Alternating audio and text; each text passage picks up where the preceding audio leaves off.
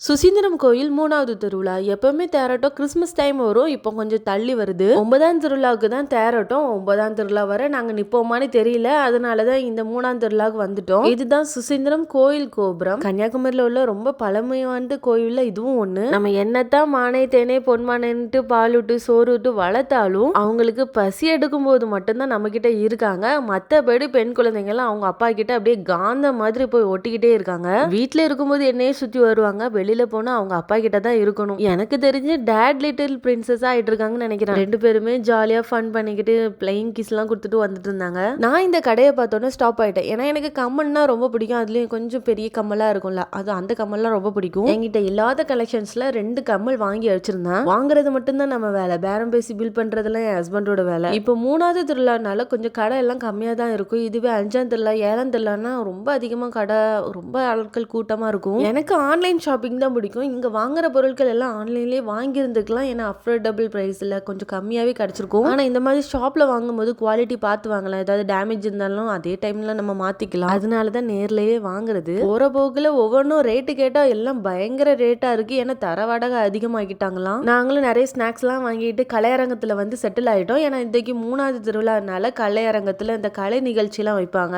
ஒவ்வொரு திருவிழாவுக்கும் ஒவ்வொரு நிகழ்ச்சி வைப்பாங்க. இன்னைக்கு 3வது திருவிழானால கலை நிகழ்ச்சி வச்சிருக்காங்க. இதுவே 5ஆம் 7ஆம் திருவிழானா அந்த பாட்டு கச்சேரி அந்த மாதிரி நிறைய இருக்கும். இதெல்லாம் ஒரு டான்ஸ் ஸ்கூல்ல சேர்ந்த குழந்தைங்க ரொம்ப அழகா ஆடிட்டு இருந்தாங்க. இங்க ஆதிஸ்ரீ மடியில இருக்க மாட்டேன்னு சொல்லிட்டு சேர்ல உட்காந்தாங்க. இப்ப சேர்ல இருக்க மாட்டேன், நான் நிக்க தான் சேவன்னு சொல்லிக்கிட்டு அடுத்தடுத்த சேருக்கு வேற தாவிட்டு இருந்தாங்க. நல்ல வேலை ஷூ போட்டு கூட்டிட்டு வந்திருந்தேன். அங்க டான்ஸ் ஆடுறது பார்த்து ஆதிஸ்ரீக்கும் ரொம்ப இன்ட்ரெஸ்ட் வந்துருச்சு. அவங்களும் டான்ஸ் ஆடிட்டு இருந்தாங்க. நாங்க அங்க கவனிக்கவே இல்ல, ஆதிஸ்ரீயை தான் ஃபுல்லா பார்த்துட்டு இருந்தோம். கொஞ்ச நேரத்திலேயே தூங்க ஆரம்பிச்சிட்டாங்க. இங்க நம்ம இடத்த மாதிரி பனி இல்ல, ஒரே வெக்கதான். ஆதிஸ்ரீக்கெல்லாம் அப்படியே வேர்த்து வடிஞ்சிடுச்சு. ரொம்ப சீக்கிரமாவே கசகசன்னு ஆயிருவாங்க. ஏன்னா தலை ஃபுல்லா முடி இருக்குதுனால சீக்கிரமாவே விசருக்குது. டைமும் ஆயிடுச்சு, அதிர்ஷ்டியும் தூங்கிட்டாங்க. அதனால அவங்களுக்கு மட்டும் கொஞ்சம் திங்ஸும் கொஞ்சம் டாய்ஸும் வாங்கிக்கிட்டு வீட்டுக்கும் கிளம்பிட்டோம்.